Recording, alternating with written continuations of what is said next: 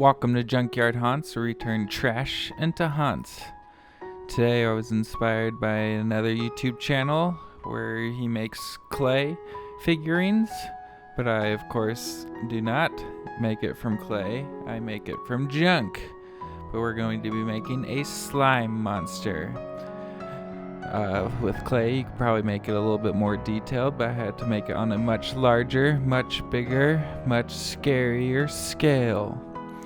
So I am going to be putting together a whole bunch of old bottles together to be making my ginormous slime monster. Because you always need some heavy weight when you're doing something very large at the bottom to make sure it's nice and secure. And then at the top you don't put a lot of weight. So at my base I'm just using some cement mixture, which is just cement and water. You can use whatever you want, rocks, anything. I just like the cement because A, I have it, and B, rocks can rattle around, so if you do use rocks, just use something that makes it also don't rattle around. When I use bottles like this, I want to use something that I need to put on a nice support, because masking tape is very weak tape, so I want to use a better, tape to keep it together. This is kind of like an under glue, a nice support, but this is just paper mache.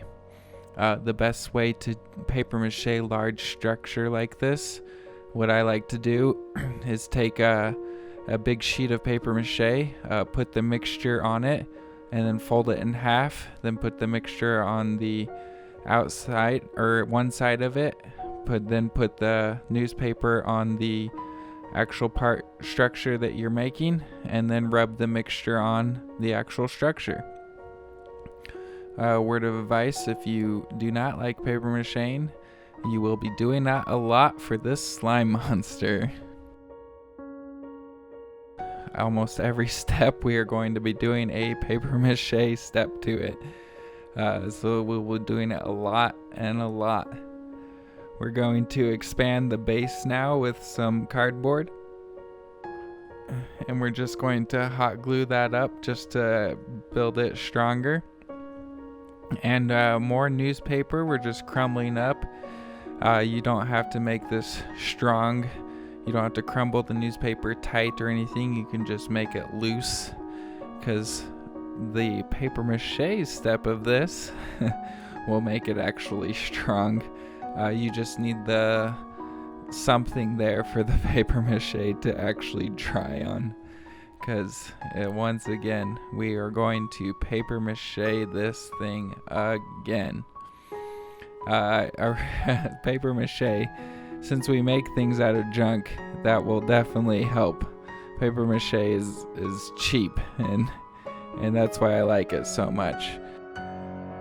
And it can make everything seem more like it's one piece, and it's a good glue, and it makes everything strong and sturdy. It just works so good.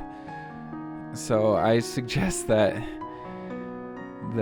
we just get down and start doing it. To build up this structure, you just keep rolling up the newspaper and just adding more pieces to it till you like how it looks. You just roll it up into a ball and then just add more and more and more until you like how it looks. And then this is the same way as before.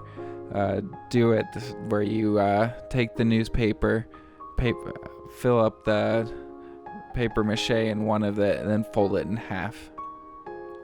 I make props every Monday, so make sure you subscribe to follow along, so that you can see all the cool creations that I make.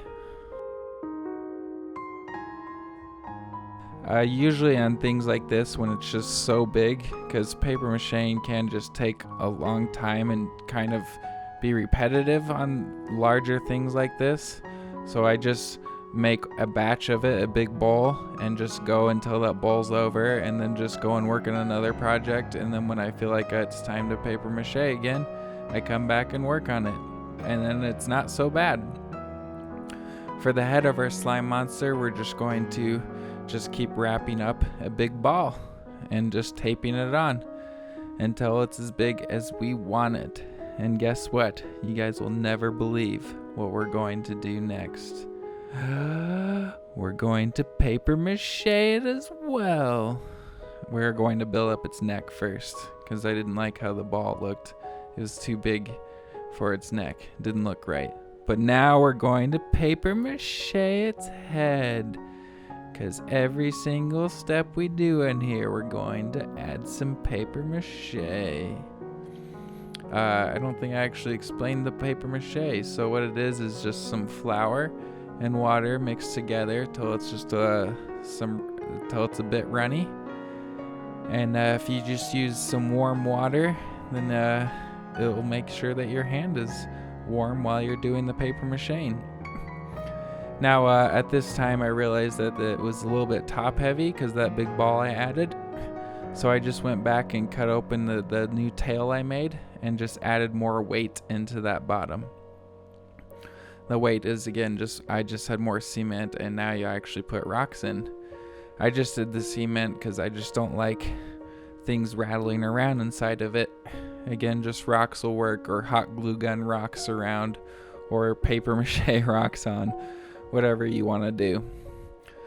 Since this is an actual slime monster, I wanted like big balls drooping down from it.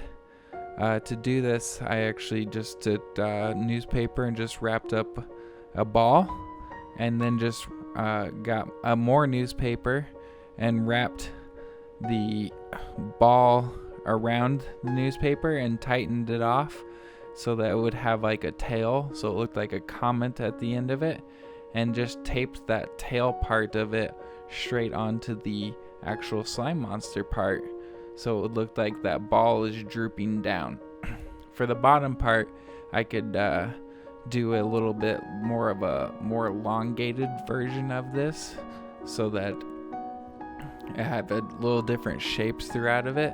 I think I went a little bit overboard on the amount of these droops and balls that I had on my slime monster. It probably would have looked better had I put less on. So this is actually a time where less would have been more. So make sure you take a step back and look at it. Make sure that it looks good as you're going along. And then you won't have to work as hard as I did if you're making your own slime monster. And guess what, guys? After it's done, you need to put more paper mache on. That's right.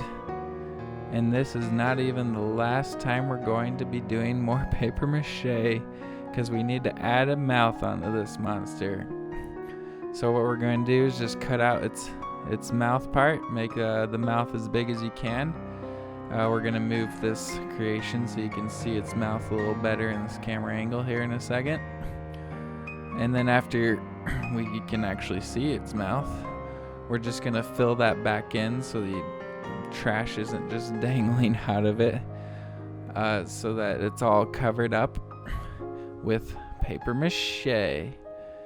But I didn't want it to just have a big mouth. I wanted to continue those like balls that I had around drooping from its neck and body to present more of that sliminess.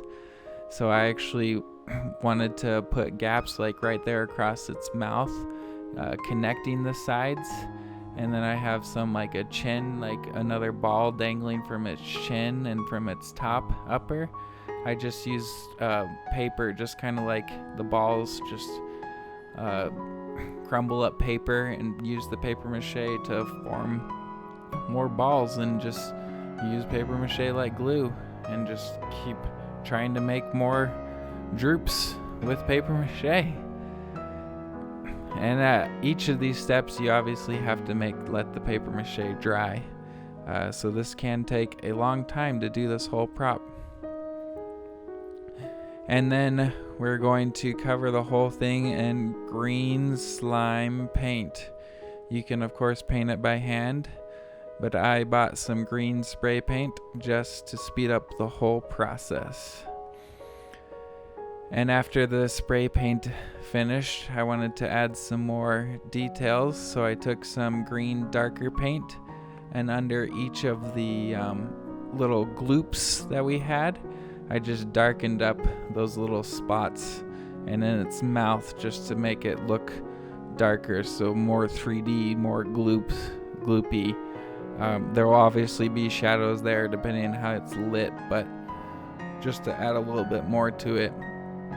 And since it is a monster or slime monster, we wanted to shine more, so I put a spar urethane on, and that will actually make it shine. And on top of that, it will help it be more waterproof if you put it outside.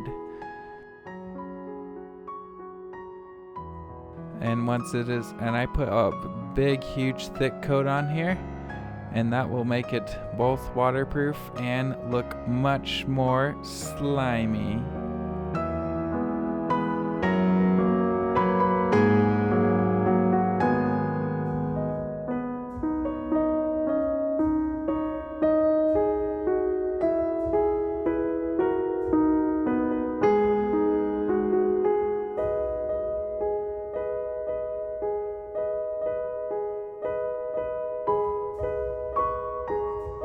Ooh, that barely fits in camera. I made it that way on purpose. Thanks for watching that video. I actually put a link in the description. I follow another channel where the guy makes clay figurines, and I thought that one looked really cool. I'm gonna try to make that on a massively bigger scale than his clay things. I think he makes them like 10 inches tall, so this is close to 10 inches tall. Also, I didn't make it out of clay, because that would be probably really expensive to use that much clay. But anyway, I put his link in the description, so go check out his channel. It's actually going to be my Halloween costume. Going to hook this to my back and make it look like he's eating my head the whole day. I wouldn't break my back from the weight of this thing at all. It'd be totally fine.